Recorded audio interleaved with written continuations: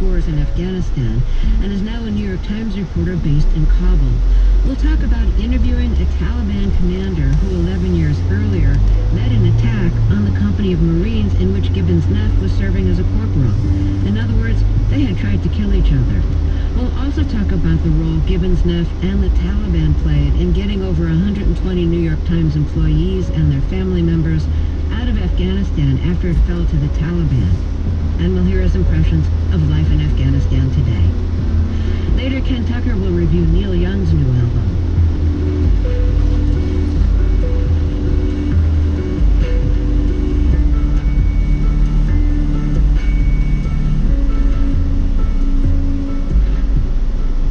First News.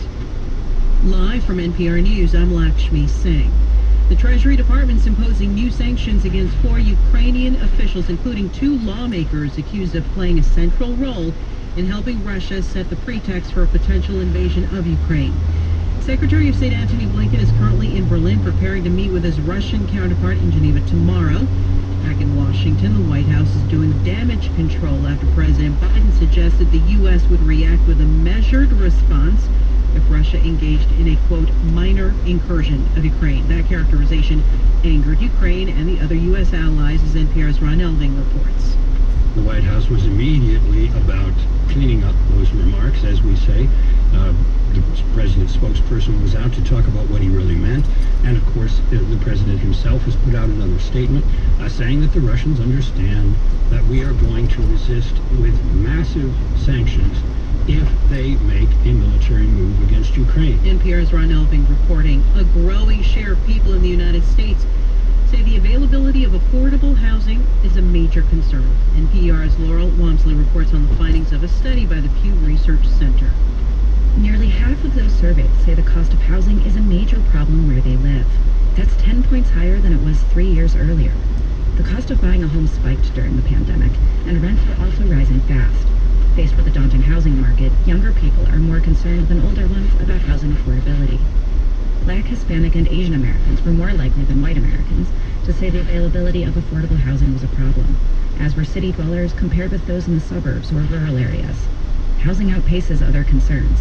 A greater percentage of those surveyed said housing affordability is a major problem, then said the same about COVID-19, crime, or drug addiction. Laurel Wamsley, NPR News, Washington.